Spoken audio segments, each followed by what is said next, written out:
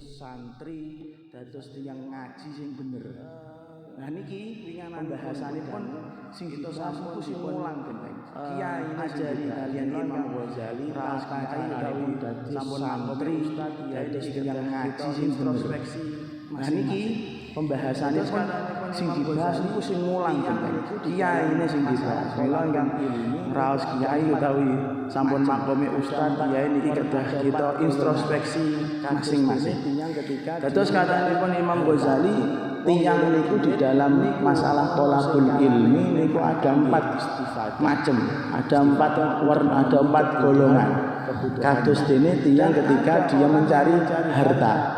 Wong golek duit niku ana sing kalane memang kangge istifadah. Istifadah untuk memenuhi kebutuhannya. Dan ada orang yang mencari harta untuk memperkaya diri, alias hartanipun kangge tabungan simpenan. Dan ada orang yang makomnya menggunakan hartanya gunakno duwite kangge napa istilahipun kangge menggunakan hartane kangge memenuhi kebutuhan sehari-harinya. Dan ada orang yang sifatnya mencari harta dunia di atas itu napa mendermarkan hartanya. Begitu juga yang ingkang berkaitan kalian ilmu. Wong nek sinau niku memang ana sinau kanggo nutupi kebodohan fardu ain berarti. Kudu ngerti tata carane salat, kudu ngerti tata carane poso, kudu ngerti tata carane zakat. Niku sangune dhewe. Ada orang yang mencari ilmu bukan untuk sangune awake dhewe, untuk memenuhi kebutuhan jika memang dibutuhkan. Kadang ada beberapa ilmu yang hanya sekedar untuk diketahui. Tapi wonten tiyang ingkang pados ilmu boten hanya untuk 2 tujuan itu saja, tapi tujuan yang tertinggi yaitu apa? Untuk mengajarkan ilmu tersebut kepada orang lain. Orang-orang sing pun ngantos makom kados ngeten niki lho. Yud'a 'aziman fi malakutis samawati.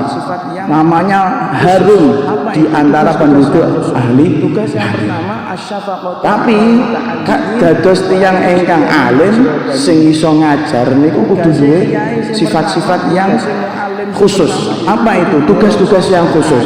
Tugas yang pertama asyafaqatu 'alal muta'allimin wa ayyujriyahum majrabanihim. Tugasnya kiai yang pertama, tugasnya mu'alim yang pertama yaitu kudu duwe rasa sakake, kudu ngangget murid-muridnya kaya anake dhewe. Kaya anake dhewe. Nek wonten guru utawa mursyid utawi kiai mboten gadah sifat niki, angel niki dados kiai sing temenanan. Intinipun dawuh kados ngoten. Keranten guru yang kiai nggih niku tujuannya bukan memperbaiki kemaslahatan dunia muridnya, tapi memperbaiki kemaslahatan akhirat muridnya. Ben selamat saka neraka piye carane mlebu swarga. Dados kudu duwe rasa sakake temenan. Berarti belum punya sak nakal-nakale kaya apa si santri kudu dirumati. Aja preh krana wah aku pemabuk. Wah iki tukang judi ora usah disakake ni, aja nyek aku mboten saged. Berarti belum punya sifat sakake kalian umat kudu duwe sifat sakake kalian wong. Berarti diwarai temenanan. Mila kula wonten criyos Habib Ali kagungan Abah Ali bin Muhammad, Habib Muhammad bin Husain Al-Habsyi. Habib Muhammad itu Masya Allah saking sakene kalian umat, saking sakene pun kalian tiang-tiang awam niku nek tiang-tiang awam nembibut gawe mangku malah dijak ngaji. Kang rene yo ngaji mbek aku. Lho Mbah mangke kula nembibut gawe niki kados pripun niki Mbah? Terbengkalai kula mboten asal nafkah. Tenang ben diganti santriku. Ngoten. Yang kedua, sing kerja santriku kowe ngaji. Atau tugas terus niku duwe sifat sakake sing kaya ngluwahi sakake bapak ring anake. Kudu duwe sifat niku. Yang kedua, sifat yang kedua atau tugas yang kedua adalah tiang alim kudu nganut kalian Kanjeng Nabi Muhammad sallallahu alaihi wasallam dalam masalah mengajarnya. Niate koyo niate Kanjeng Nabi. Di sini disebutkan aja ngasek wong alim iku nganggep, aja ngasek kiai iku duwe anggapan bahwasanya dirinya itu adalah anugerah bagi murid-muridnya, dirinya itu adalah keistimewaan bagi murid-muridnya. Nek ora ana guru, murid itu mesti ra iso lapo-lapo, ampun gadah pandangan kados ngoten. Karena logikanya Imam Ghazali, beliau ngendikan, coba nek ra ana murid, apa iso dianggap dadi wong alim? Nah, bahasane ngono. Kamu bisa mendapatkan pahala seorang alim. Pahalane wong alim niku luar biasa. Wong alim sing mulangke ngilmune niku kathah. Di antaranipun dipun suwunake ngapunten kalih penduduk langit, penduduk bumi. Niku pahala-pahala yang dimiliki oleh orang alim bisa dimiliki karena ada orang yang mau belajar sama dia. Jadi wong alim niku aja ngerasa wah aku ki nek ra ana aku cah kae ra iso lapo-lapo, boten bareng ngoten. Kudune yo matur nuwun, alhamdulillah barokah ke sampean ngaji be aku untuk ganjaran dadi kiai, ganjaran dadi wong alim sing mulangke ilmune. Makane dawuh Kanjeng Nabi selalu diajari sama Gusti Allah, qul la as'alukum alaihi malan in ajriya illa 'ala Allah. Aku gak njaluk apa-apa, gak njaluk mulangku iki tak ulangi ning sampean kabeh ora njaluk apa-apa, tapi njaluk ganjaran saking Gusti Allah Subhanahu wa taala. Terus cedah di balik pemikirannya kan, soalnya rata-rata niki guru-guru terus sing nom-noman, ustaz-ustaz sing nom-noman itu mesti dipikiran, coba cah iku nek ora tak sekolah aku goblok mesti kan ngoten lho, ora selamat mesti guru-guru aku akhirnya selamat, boten pareng gajah pemikiran kados ngoten. Bagaimanapun kita yang dados ustaz, kita yang dados kiai itu mendapatkan pahala yang sedemikian besarnya soalnya orang sing gelem ngaji. Nek ana sing gelem ngaji ora ana wong alim. Terus tugas yang ketiga orang alim kiai, Allah yata'ammin nushil muta'allimi syai'an. Jangan sampai membiarkan muridnya itu boten dinasihati. Dinasihati sing apik. Nasihat iku napa? Nggih usul sing apik, diarahke sing apik. Nangge aja ngaji langsung Qurratul Uyun nang misale ngajimu fikih dhisik umur 5 tahun 10 tahun kok diajari Qurratul Uyun mboten mudeng. Ya itu termasuk bagian dari nasihat. Pengen ngajimu Fathul Qorib, ngajimu fasolatan dhisik. Nah Qurratul Uyun kapan bahayai besok nek wis arep rabi. Ngoten. Itu termasuk bagian dari nasihat. Begitu juga nasihat niku napa? Ketika melihat santri-santrinya, murid-muridnya niku sinau la lillahi ta'ala, laisa lillahi ta'ala bal lid dunya au lizaujah. Sinau tapi ora krana Gusti Allah, tapi krana golek donya utawa golek bojo sing ayu. Nah niku perlu dieleke. Karena santri-santri ingkang gadah niatan sing kados ngoten niku iku ketara banget. Insyaallah nek tiyang kiai sing saestu paham iki muridé niate rak bener. Oh iki niate apik. Keikhlasan itu terlihat. Karena hati itu ya cara memandangnya bukan dengan pandangan mata, tapi juga dengan pandangan hati. Maka ketika kiai ngertos nek niki niate dalam belajar salah, yo wajib dielekno. Andengna thalabul ilmi iku ya lillahi taala, ora kena li napa li zaujah krana di bojo ayu, ora kena lil jahi, ora kena krana golek pangkat boten areng. Dia belum bisa sholat. Begitu juga ketika melihat santrinya niku terlalu fokus pada satu pelajaran yang tidak penting. Misalnya nopo, kados pelajaran dia belum bisa sholat, tapi mau mempelajari ilmu usul fikih, wah bahaya. Itu mempelajari ilmu tasawuf, ora iso fikih kok malah belajar tasawuf, makin jeblok makin. Nah itu bagian dari menasihati santri. Lajeng yang keempat, tugas keempat adalah nek ngelekno santri, ya, nek ngelekno murid niku boten pareng dengan bahasa kasar. Adalah dawuh Kanjeng Nabi begitu, dawuh Imam Ghazali, jangan sampai bitoriq ta'rif dengan cara napa? Pelerengan, dengan cara sindiran, tapi jangan sampai dengan wala yusarrih, dan jangan sampai dikasari, kudu dihalusi. Piye-piye guru kok cuma sik nesu-nesu. Ngoten. Cuman nggih yang sakniki benten tak kali tiyang riyin.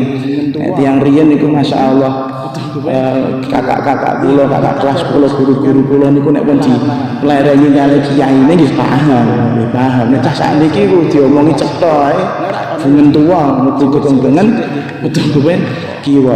Nggih ditajarruj dengan perlahan-lahan. Nek dielekno alus kena nggih mbok. Nek ora kena diomongi rada keras sithik. Nek ora kena ya di jewer-jewer sithik nggih mboten napa-napa. Tapi jangan menjadikan kekerasan fisik adalah solusi bagi semua masalah. Nah, itu yang paling penting. Kadang niku guru wonten ingkang emosian niku, lah repot niku. Guru emosian, muridé ngantuk dikeplak.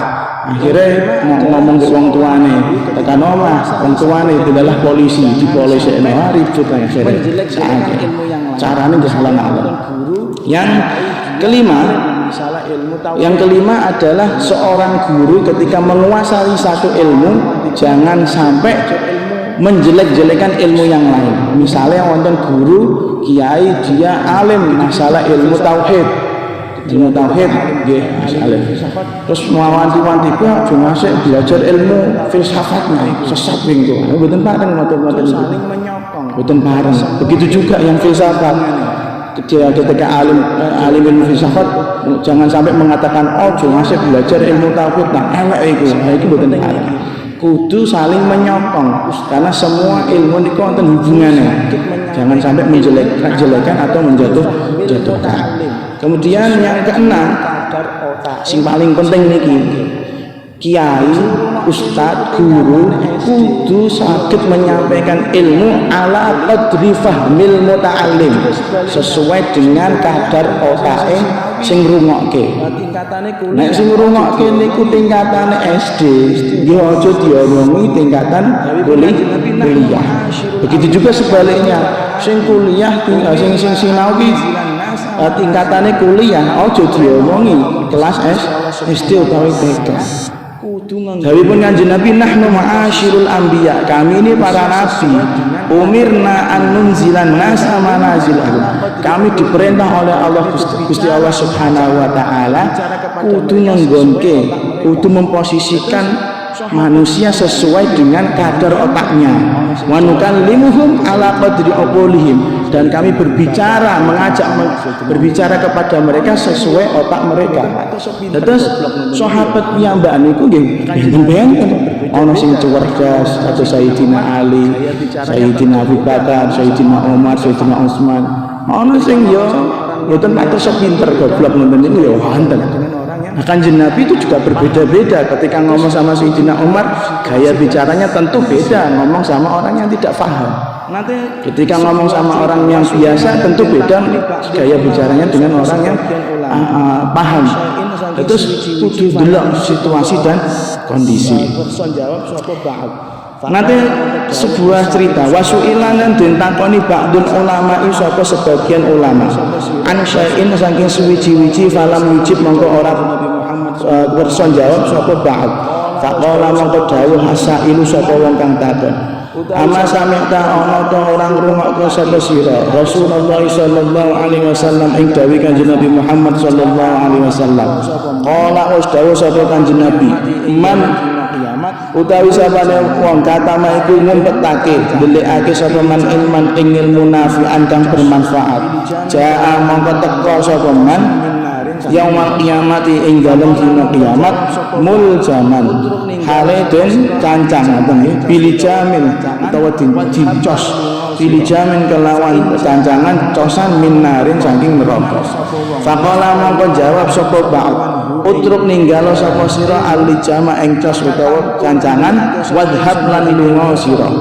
fa in jaa mongko lamun teka man sapa wong yafqahu kang paham sapa man hu ing ilmu wakatam tulan ndelikake sapa ingsun hu ing ilmu fal yuljim mongko becik ngecos sapa man ni ing ingsun faqad qala mongko temen dawuh Allah taala sapa Gusti Allah taala wala tu'tu lan aja paring sapa sira kabeh asyufaha ing pira-pira wong kang bodho wong kang goblok amwalakum ing pira-pira harta berharga ira kabeh niki di antara strategi ngomongi tiang sesuai dengan akalnya. Dados kalau wong suli meleh di antara tugasnya wong alim, tugasnya ustad, tugasnya kiai yaitu ngejak ngomong santrine, ngejak ngomong jamaah sesuai dengan kadar pemahaman akal mereka. Ojo ngasih keluwen, ojo ngasih terlalu rendah. Nanti suatu saat nonton ulama ditangkoti kalih seseorang lah, ditangkoti karo wong sing rodok santri, tapi rak gelem jawab nih. Akhirnya sing rodok santri iki malah ngomong ngeten, "Mbah Yai, jenengan ditakoni kok rak gelem jawab. Ngenten iki janjane jenengan saged jawab. Kok malah rak gelem jawab? Napa jenengan mboten nate mireng dawuh Kanjeng Nabi ngeten, "Mangkatama ilman nafi'an jaa yaumal qiyamati muljaman bil jamin amat." Sapa wonge sing ngumpetke ilmu, ngumpetke ilmu nggih dengan berbagai cara ditakoni rak gelem jawab utawa eto-eto dadi kaya wong bodoh.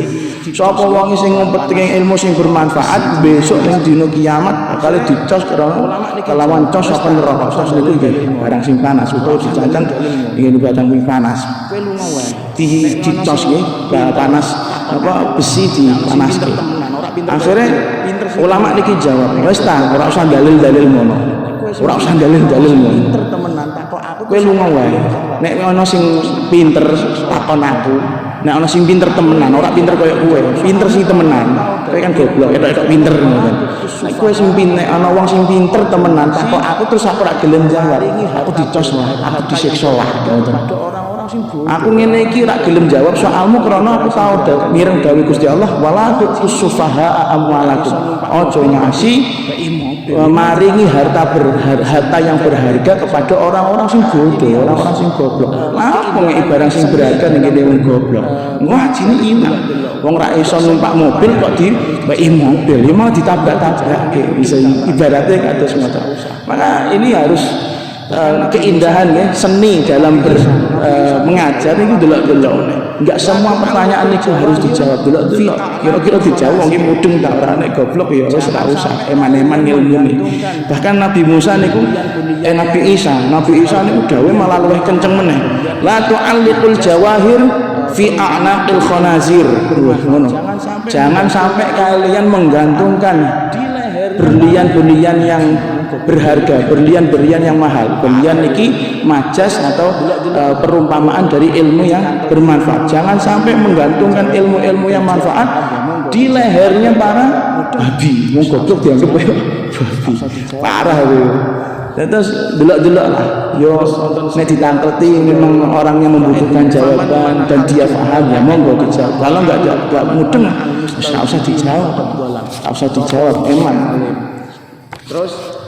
Terus nonton setunggal bait faman manahal juhala ilman adaahu wa man mana'al mustaujibina faqad dhalam. Sapa wong sing alim terus napa ngalah ilmune marang wong sing bodoh-bodoh itu padha kaya sia-sia ngomongnya wong untuk tok ora ana gunane, ora ana manfaate. Wong bodoh ora iso mengambil manfaat. Begitu juga sebaliknya waman mana'al mustaujibina faqad dhalam. Nek ana wong ora gelem marahi wong sing berhak diwarai, faqad dhalam iku termasuk zalim. Kita sebagai ustaz, sebagai guru, sebagai kiai niku kudu paham bagaimana derajat akal atau derajat kefahaman orang-orang yang sedang ngaji, sedang taklim sama kita. Lajeng yang ketujuh, tugas ketujuh seorang kiai, seorang guru, seorang alim ayyul ilaihi al-jaliyul laiqobi. Nek mulang niku kudu dengan bahasa yang jelas, ojo bahasa yang gumut, jangan pakai bahasa yang gak jelas, saake kudu sing mahamke, kudu sing jelas. Kadang nek guru-guru sing terus jangan sampai di balik penjelasan kita itu ada penjelasan yang kita sembunyikan. Bahasane ngoten. Terus kadang nek nuwun sewu, kadang nek guru-guru sing enom kados kula niku kadang napa bedheki bocah. Padahal jawabannya bener, tapi jebule ana jawaban sing luwih bener. Nah, kados ngoten niku. Ngopo iki goblok iki pinter aku. Ngoten mboten pareng. Kudu diomongi sing jelas dan jangan sampai menyembunyikan sesuatu. Terus kudu napa sore, kudu sing jelas. Lajeng tugas yang ke-8 niki sing paling penting. Dan terakhir, paling purna puncak dari tugasnya seorang kiai, seorang alim, ayyakunal muallim amilan bi ilmihi. Wah, abot niki. Guru kudu iso nglakoni apa sing diomongke. Guru kudu iso nglakoni apa sing diulangke tenggene murid-muride. Fala yukadzibu qauluhu fi'lahu. Aja sampe omongane selencong karo kelakuane. Soale napa dawuh Imam Ghazali, li annal ilma yudraku bil basair wal amalu yudraku bil absar wa arbabul absari akthar. Ilmu iku iso diraih, bisa didapatkan dengan mata hati. Ngerti wong iku alim, cukup mata hati kita yang menerka. Tapi amal kita ini bisa dilihat orang banyak. Nah niki amale guru, kelakuane ustaz iku sing ngerti wong akeh. Kata beliau wa arbabul absari akthar. Wong sing duwe mata zahir, kedua mata yang melek ngoten iki luwih akeh daripada sing duwe mata batin. Maka perlu sekali yang alim, ustaz, kiai nggih kudu piye-piyelah minimal nglakoni napa ingkang dipun ulangake. Kula nate kemutan ceritanipun Imam Ahmad bin Hambal, pendiri mazhab Hambali. Diceritakan beliau niku hafal hadis sampai 1 juta hadis, 1 juta hadis minas shahihi wa dhaifi wal hasani wal maudhu'. Ada yang sahih, hadis hasan, dhaif, maudhu'. Dari beliau, semua hadis yang tak apal kowe, sing tak apal iku gak ono sing ora tak lakoni. Senajan sepisan-pisan lah. Nah, senajan sepisan lah. Kabeh ngilmu dilakoni senajan sepisan. Ini sebagai tanggung jawab paling purna, tanggung jawab paling akhir, tugas paling tertinggi seorang guru, yaitu mengamalkan apa yang dilakukan. Keranten napa?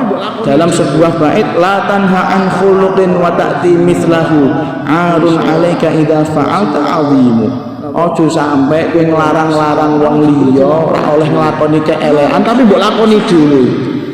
Nglarang-larang ora oleh zina, ora oleh niso, ora oleh ngapusi, ora oleh napa mulai maksiat, malah jebule dilakoni dhewe. Arun alaika, saru ping ngono iku. Soale napa mboten nglakoni apa sih omongke, tidak melaksanakan apa yang diajarkan. Dawuh Gusti Allah, atakmurunan nasa bil birri wa tansawna anfusakum. Kowe apa ya ngakoni wong liya kelawan keapian tapi kowe lali awakmu dhewe. Wong liya bukan apik tapi kowe ngakoni elek dhewe. Medeni. Nah, mila saking mriku napa meleh nuwun sewu, napa meleh bahayanya orang alim sing maksiat iku medeni sana, medeni. Terus medenine wong sing alim ngakon-ngakon apik padahal dhek nglakoni elek niku sangat-sangat berbahaya. Keranten napa sing delok kan wong akeh. Mangke wong gak kepenak, ora apa-apa kula ngene wong niku kiai iku lek ngene ora apa-apa dikae. Nang terus ngoten umat yang menilai masalah. Akhirnya sesat menyesatkan bolon mudilun. Dawuh Sayyidina Ali, qasama dhuhri rajulan. Sing mateni aku kok wong loro. Pertama apa? Alimun mutahaddikun. Wong sing pertama wong alim sing fasik. Wong alim sing napa? Sing latut. Wong alim sing nakal. Wa jahilun mutanasikun. Sing nomor loro wong bodho sing etok-etok ahli ibadah. Repot. Kenapa? Nek wong bodho fal jahilu yahurun nas bitanasuki.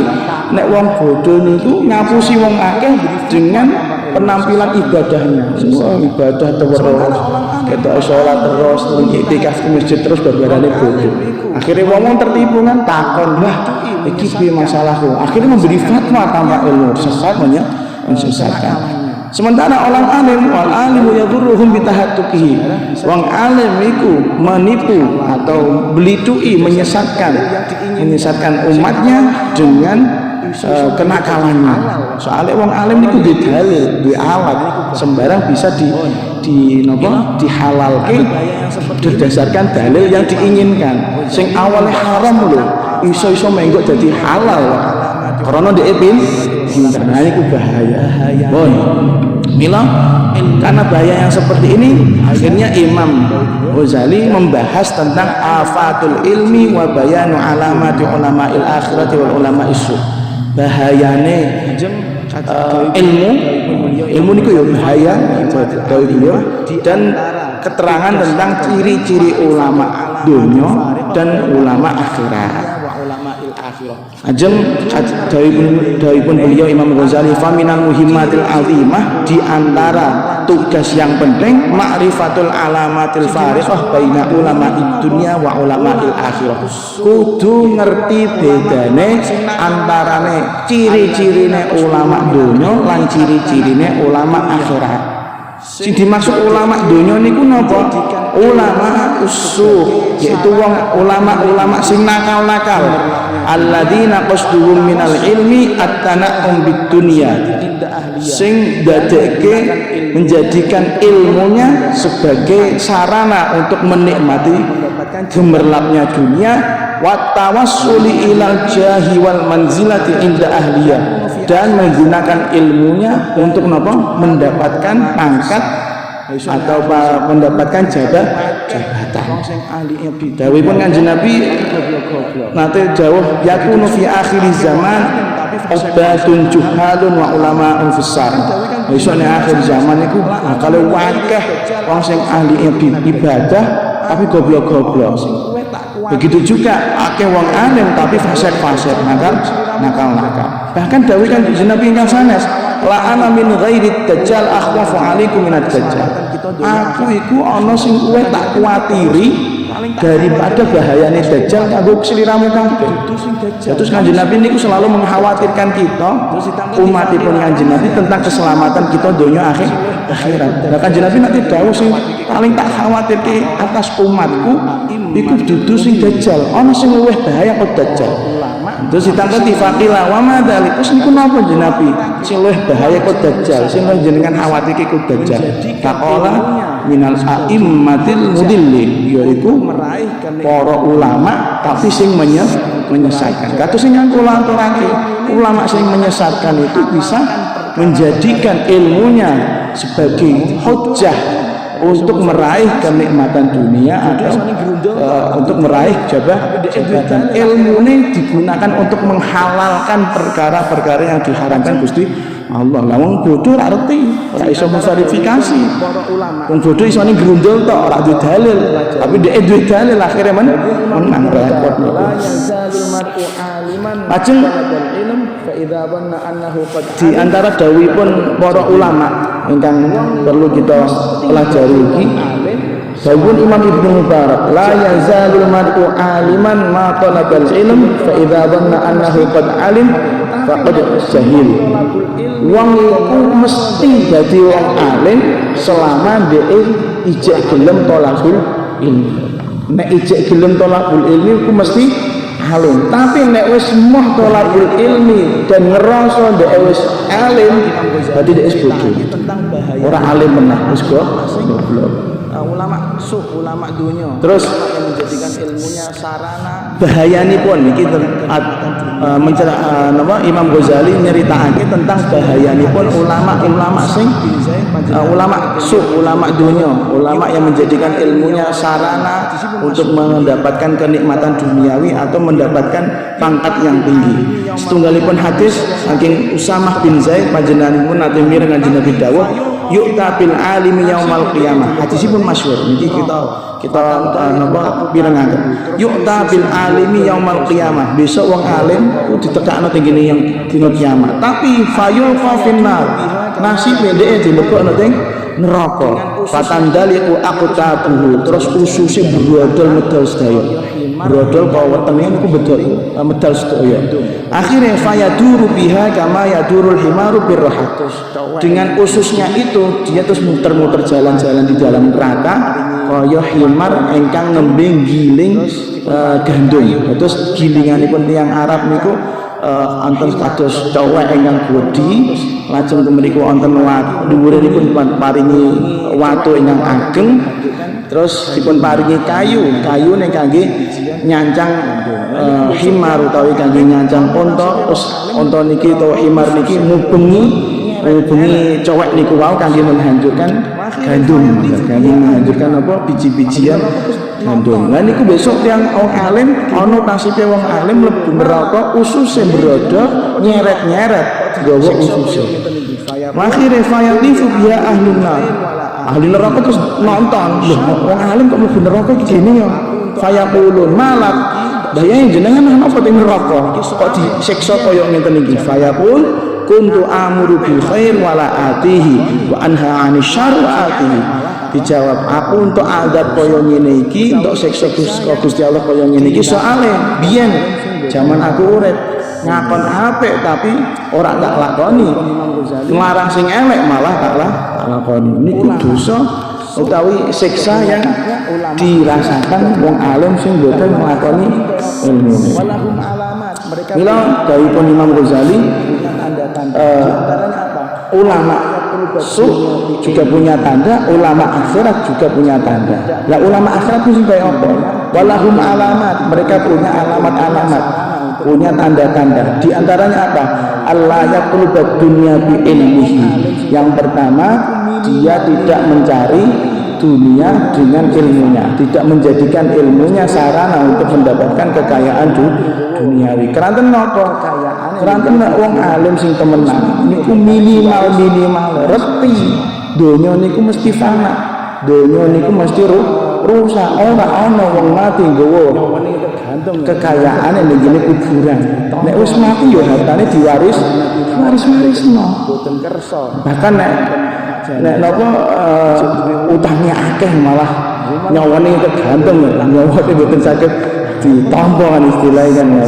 Kanjeng Nabi mawon nek boten kersa nek wonten jenazah ijek duwe utang. Malah kok saiki wong golek utangan tekan dindi. Repot ya. Repot utangan tekan dindi. Yo kangge nyambung urip sih ya iya tapi ya rada maksa ya. Ada orang hutang nek cara pemanggih kula mbok menawi niku ya memang karena pertama karena dia memang kebutuhan ya ini boten saged dipaitu, tapi yang kedua karena uripe gengsi niku napa kan konggone duwe motor anyar anas utang juga kreditan itu tidak akan menjadikan padahal ngerti besok nek mati niku mati kreditane sing neruske sinten ahli waris repot waktu niku. Maka orang alim pastinya ada orang yang mesti napa tidak akan menjadikan ilmunya sarana untuk mendapatkan kekayaan duniawi. Jelas salah. Lah, tapi bisa dikatakan nek wonten ulama, ada orang yang berlabel ulama, ana wong sing duwe label kiai. Tapi kok ketoke kedonyan. Nah, ketoke kedonyan niku salah ta mboten? Ya jelas salah. Tapi bisa dikatakan ulama akhirat mboten saged. Mboten saged. Bahkan nate setunggalipun dawuhipun Gusti Allah dumateng Nabi Dawud ngendikane ngeten Gusti Allah, inna ahwanu ma asna'u bil alim idza ahabba dunya an ukhrija halawata munajati min qalbihi. Siksane wong alim sak ringan-ringane azab kanggo wong alim sing wis kedonyan. Dawuh Gusti Allah sak ringan-ringane siksa sing siksane wong alim sing kedonyan yaiku apa? Dhek nek ngibadah ora ngrasakno enak. Repot ya.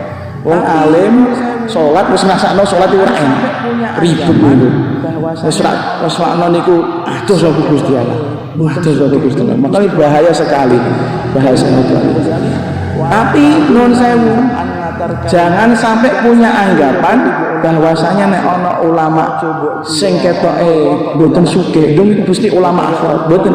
Dawuh Imam Ghazali wala tazunnanna anna tarkal mali yakfi fil luhuqi bi ulama'il akhirah. Aja mbok kira ana wong kok delalah kere ya.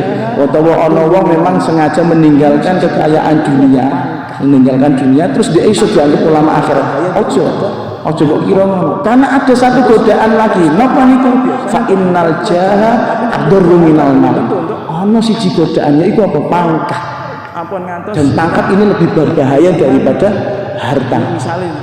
Terus nek untuk pangkat biasanya untuk harta lebih gampang, tapi nek untuk harta belum tentu untuk ulama akhirat. Bila ampun ngantos kita punya anggapan misalnya kita yang merasa terus jadi kiai gitu, jadi ustadz atau wong alim itu, aku kita tak pakai kedunian, jadi aku ulama akhirat itu bukan bareng pede kados ngoten ngose.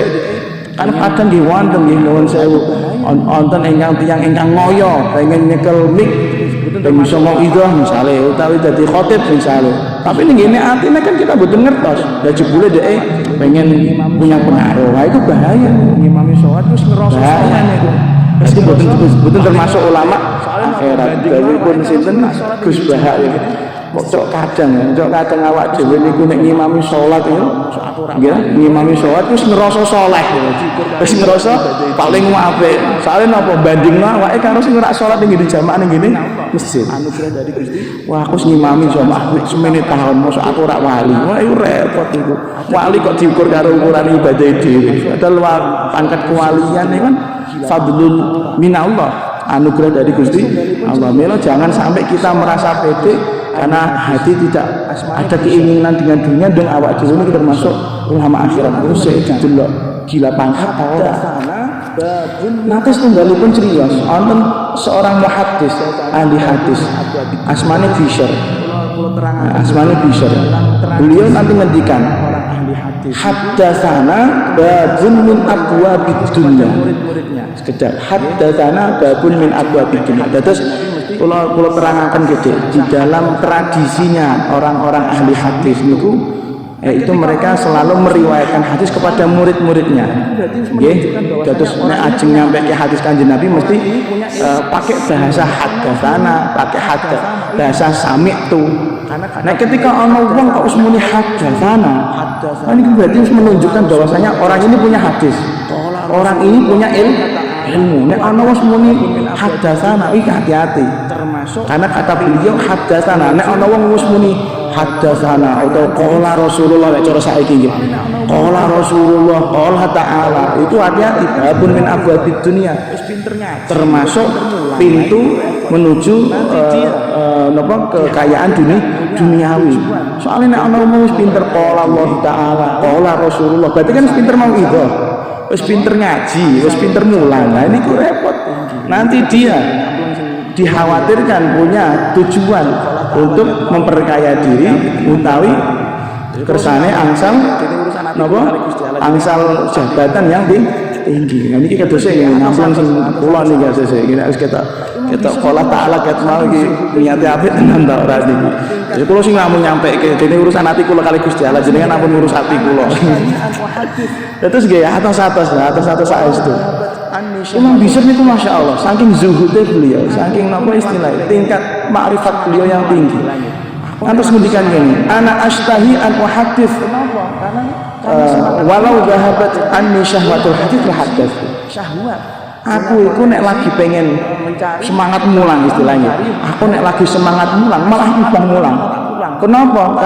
Karena semangat ini dikhawatirkan punya potensi syahwat, punya potensi mencari ketenaran, mencari harta. Nek semangat mulang malah ora pulang. Tapi nek semangat mulang lagi mulang. Iki nujune Imam Bishr iki. Nek semangat mulang malah ora mulang, ben jaga atine niku napa? Kersane boten mencari harta dunia dengan ilmunya, tidak mencari ketenaran dengan ilmunya. Begitu juga sebaliknya, nek lagi males-males mulang, lagi rasa-rasa mulang malah dhek mulang. Soale wong rasa-rasa niku kan kepeksa. Iya, wong rasa-rasa niku ora kepengin apa-apa kok dikon mulang. Lagi kesel kon mulang, justru dia mulang. Lagi sayang, lagi males, lagi rasa-rasa tak pengen mulang malah dia mulang karena terjaga keikhlasannya. Ora pengen apa? Ora pengen donya, ora pengen pangkat. Imam Ghazali wa asyaddu kitab waruya lan den riwayatake ana rajulan apa sak temene wong lanang dawuhipun Imam Ghazali malih dawuhipun Imam Ghazali malih wa asyaddu min hadza waruya lan den riwayatake anna rajulan apa sak temene wong lanang kana ana sapa rajul yahtimu iku khidmah sapa rajul Musa alaihi salam ing Nabi Musa alaihi salam faja'ala mongko agawe sapa rajul yaqulu ucap sapa rajul haddatsani Musa ing ucapan haddatsani Musa Safiyullah haddatsani Musa Najiyullah haddatsani Musa kalimullah hatta asra sehingga dadi akeh wa kasalan tegese dadi akeh malu apa hartane rajul faqada mongko kelangan sapa faqada mongko kelangan hu ing rajul Musa alaihi salam sapa Nabi Musa alaihi salam faja'ala mongko agawe sapa Nabi Musa yasalu takut sapa Nabi Musa anhu saking rajul wala yuhisulan orang ngrasakake sapa Nabi Musa lahu ing rajul khabaran ing berita utawa kabar hatta jaa sehingga teko ing Nabi Musa rajulun sapa wong lanang gata yaumin ing dalem siji dina wa fi yadihi iku tetep ing dalem tangane rajul khinzirun utawi ana babi wa fi unuqihi lan iku tetep ing dalem gulune khinzir hablun aswad utawi ana tali kang warna ireng faqala mongko takon lahu marang rajul Musa sapa Nabi Musa alaihi salam ata'rifu ana ta weruh sapa sira fulanan ing wong iki murite maksudnya qala mongko jawab sapa rajul na'am yih huwa utawi fulan hadzal khinziru ikilah babi faqala mongko donga Musa sapa Nabi Musa ya Rabbi do Gusti as'alu nyuwun sapa ingsun kabupaten panjenengan antaruda ing yen to langsulaken panjenengan ku ing rajul ila alihi marang tingkahe rajul hatta as'ala sehingga takut sapa ingsun ku ing rajul utawa fulan bima kelawan barang asaba kang ngenani apa mahu asaba kang ngenani apa mahu ing rajul fa auha mongko paring wahyu Allah sapa Gusti Allah azza wa jalla ilahi marang Nabi Musa lau ta'auta lamun donga sapa ing sirani ing ingsun biladi kelawan barang doa kang donga sapa sirani ing ingsun bihi kelawan Allah di jawab Adamu sapa Nabi Adam zaman lan sapa wong dunaka sangka sadunaka sang sore Adam ma ajab mongko ora jawab sapa ingsun ka ing sira fihi ing dalem walakin lan tetapi ne ukhbiru paring kabar sapa ingsun ka ing sira lima krana apa sonaktu agawe sapa ingsun Allah hadza ing ikilah khinzir bihi kelawan ma li annahu krana sak temene rajul to fulan kana ana sapa rajul ya lubu iku golek sapa rajul adunya ing dunya bidini kelawan agama niki bahayanipun mencari atau menggunakan ilmu untuk sarana memperkaya duniawi. Terus sing kula aturaken nek ana wong wis muni qala ta'ala, qala Rasulullah pinter ngaji, pinter mulang iku kudu hati-hati. Jangan-jangan dikhawatirkan apa yang disampaikannya menjadi diniatke, apa yang disampaikan kepada umat, apa yang disampaikan kepada santri niku diniatke untuk mencari napa kekayaan dunia utawi ketenaran utawi pangkat. Nanti setunggalipun cerita zamanipun Nabi Musa niku wonten santri. Santri ini Nabi Musa khotim, yakhtimun niku khidmah berarti mulazamah makome. Sering runtang-runtung kali Nabi Musa. Angger ana wong iku mesti ana Nabi Musa. Orane kaya ngoten. Kados Kanjeng Nabi angger ana Ibnu Abbas mesti ana Kanjeng Nabi. Angger ana Abu Bakar mesti ana Kanjeng Nabi. Nanti Nabi Musa kagungan khotim santri sing kados ngoten iki. Tapi khotim ini karena kedekatannya dia dengan Nabi Musa, dia akhirnya menjadikan kedekatan tersebut untuk menarik perhatian orang banyak. Akhirnya sidik-sidik muni haddatsani Musa Sofiyullah, aku diceritani Nabi Musa ngene, aku dikandani Nabi Musa ngene, aku didhawuhi Nabi Musa ngene. Akhirnya wong-wong niku ora sowan ning Nabi Musa malah sowan ning kalih santrine iki. Terus ini jenenge sowan ning kiai nggih biasa normale nggih. Normale yo nggawa-nggawa minimal ora ketang napa gula teh misalnya kados ngoten cara dukane cara kiai muhajirin pripun kula mboten paham. Terus ngoten akhire astra wa kasira malu. Karena dhek sering-sering muni aku didhawuhi Nabi Musa, aku dikandani Nabi Musa. Kados ngoten hanya bermodal napa kata-kata aku didhawuhi, aku diceritani Nabi Musa. Akhirnya hartanya melimpah, hartanya banyak. Sampai suatu saat Nabi Musa niku kelangan tiang niki lho, wong iki ning ndi? biyen nyantri rene, mulazamah rene kok saiki ora ono kabare. Akhire tanglet mriko mriki. Kang iki cah iki ning pundi saiki biyen santriku tak kira ono. Mboten wonten kabar. Hingga pada suatu saat wonten tiyang sowan teng kene Nabi Musa. Akhirnya Nabi Musa tanglet. Kang sampean kenal karo muridku iki? Dijawab, "Nggih, kula kenal. Niki lho babi niki. Babi niki muridnya jenengan riyen." Jadi wong sing muridnya Nabi Musa niku berubah menjadi babi. Akhirnya Nabi Musa ngrantos takut ya Gusti Allah nyuwun, "Ya Allah, kula nyuwun panjenengan wangsulake babi niki dados manusa meleh. Kersane kula ngertos kenging napa dhek adab kados ngeten iki." Terus Gusti Allah jawab, "Samusa, nek kowe njaluk kaya ngono, iki ya tuman iki engko. Nabi-nabi dari Nabi Adam sampai sabarmu ya njaluke kaya ngono ke kabeh. Wong adab iku diturunke kan kanggo ibrah, kanggo pelajaran. Nah, misalnya njaluk kaya ngono lek sido dadi adab kan ngoten. Serius ngene ae. Daripada kowe njaluk ngono tak dudowe wae. Kenapa? Sebabe wong iki dadi babi. Muridmu iki dadi babi, soale iku demunung dadi adab dheke gara-gara gunakno ngilmune kanggo kekayaan pribadi. Mekaten ingkang saged kawula aturaken mugi-mugi wonten